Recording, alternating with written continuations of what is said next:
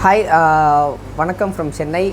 नमस्ते नमस्कार दोस्तों। मेरा हिंदी तो पहले से बता रहा हूँ उतना फ्लुएंट नहीं है, जितना अच्छी सी हो सकता है उतना मैं हिंदी में आंसर दे देता हूँ क्योंकि सब लोग को समझना है। तो पहला क्वेश्चन हमको आया है, kindly tell us about your journey with flower on, what is your future plan with flower on. ठीक है, मेरा जर्नी जब मैं 6th और 7th पढ़ रहा था उस समय चालू हुआ था। घर पे पहले गोल्ड फिश ऐसा पूरा पाल रहा था, वो मरते मरते उसके बाद हम फ्लावर ऑन में ऑटोमेटिकली अपग्रेड हुआ था। उसके बाद फ्लावर ऑन ब्रीडिंग में घुसा था और जब 7th और 8th पर रहते हम ब्रीडिंग कर रहे थे, बच्चा पैदा करके दुकान में 5 रुपया 2 रुपया 3 रुपया करके उस समय हम दे रहे थे। तो उसके बाद वैसे ही बढ़ते बढ़ते हॉबी बढ़ गया था और बहुत कुछ काम कर रहा था मैंने इधर उधर, मतलब न्यूज़पेपर डिलीवरी कर रहे थे, होटल्स में काम कर रहे थे और प्रिंटिंग प्रेस में काम कर रहे थे।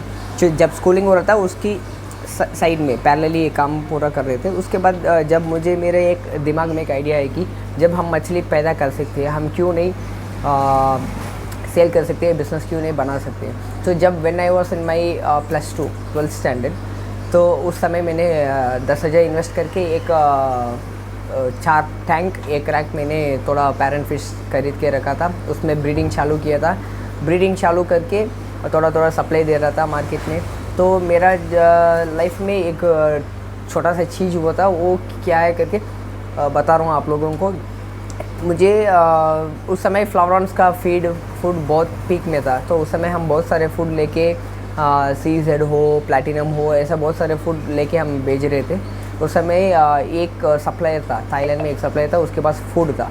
जब उन्होंने फेसबुक में पोस्ट किया था, मैंने अचानक से जाके बोला कि अरे भाई आपका एड्रेस दे दो, मेरा दोस्त आएगा फूड लेके आएगा, आपसे मैं इधर बेचना चाहता हूँ। तो उस समय क्या हुआ, एक बंदा जो उसका डीलरशिप रखा था चेन्नई में, मुझे सीधा फ़ोन किया, तो कैसे कर सकती हो, छोटा बच्चा हो तुमको क्या पता है। तो थाईलैंड के स्पेलिंग जानते हो क्या, और मुझे सी पूछा कि तुमको लोकल मछली ब्रीड करने वाले हो तुम, तो थाईलैंड इम्पोर्टेड क्या है तुमको पता है, थाईलैंड स्पेलिंग जानते हो करके पूछा। तो उस समय मैंने एक शपथ लिया था, एक प्रॉमिस मुझे मेरे हिसाब से किया था कि थाईलैंड का स्पेलिंग जानना है। तो मैंने यहाँ से सीधा पासपोर्ट, बहुत मुश्किल, उस समय हमको कुछ पता नहीं था, बहुत नफरत के बाद पासपोर्ट बना के थाईलैंड गया था। वहाँ से मछली इंपोर्ट करने उतारने के लिए हमने सोचा था। तो जैसे ही मैं पहले फ्लावर का ब्रीडिंग कर रहा था और मछली बेच रहा था, तो वैसे ही मैंने पहले फ्लावर ही इंपोर्ट करके दे रहा था। तो अभी मेरा तो हो गया 15 साल ये फील्ड में 15 साल हो गया। मैं B.Tech मैकेनिकल इंजीनियरिंग किया हूँ, ठीक है, और ये फील्ड में घुसा हूँ। और अभी फर्स्ट क्वेश्चन में सेकंड बात जो है कि what is your future plan with flower on. हमारा फ्यूचर प्लान फ्लावर ऑन के लिए नहीं, लेकिन सब मछली के लिए। तो सब मछली का हॉबी बढ़ाना है। तो जैसे हमने चेन्नई में एक शो किया था, उसमें 40,000 लोग के आसपास आया था देखने के लिए। और कलकत्ता में हम हर साल जब KFF में होता है ना, उसमें हम एक लाइक ऑर्गेनाइज़र नहीं तो कुछ पार्ट लेते हैं, ठीक है। तो जैसे वो इवेंट हो सकता है, जैसे हम सपोर्ट करते हैं, क्योंकि हमको हॉबी बढ़ाना है। जैसे हॉबी बढ़ाते ही बहुत सारे लोगों को मछली के ऊपर पता चलेगा। और ये फील्ड में एक डिफेक्ट है कि ये मछली का बिज़नेस है, हमको पता नहीं नॉर्थ साइड में कैसे है, लेकिन साउथ में ऐसा है कि मछली और एक्वेरियम वाला को उतना रिस्पेक्ट नहीं देता है, कोई भी बिज़नेस को उतना बड़ा सा नहीं मानता है। ऐसा 3rd ग्रेड ऐसे जैसे कुछ मानता है कि मछली वाला है, मछली का दुकान है। तो ये चेंज करना है, लोगों को जानना है कि मछली का बिज़नेस में कितना पैसा इन्वॉल्व हुआ है, एक कंट्री का GDP में एक बड़ा पार्ट ले सकता है। तो ये पूरा हमको इच्छा है कि चेंज करके सभी का जो आइडियोलॉजी फील्ड के ऊपर है वो चेंज करना है, हॉबीज़ बढ़ाना है, पूरा इंडस्ट्री बढ़ाना है और नया मछली वेराइटी आना है।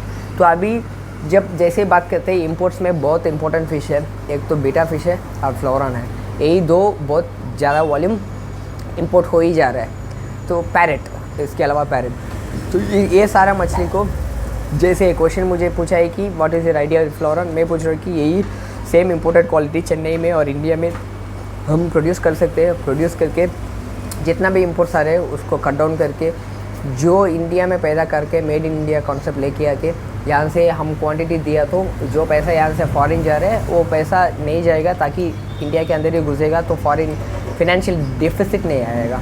तो डेफिसिट का एक मैं मीनिंग देना चाहता हूँ। डेफिसिट ऐसा है कि अगर मान लो 1 करोड़ का माल हमने उतारा है। यहाँ से ओनली 10 लाख का माल एक्सपोर्ट हो रहा है।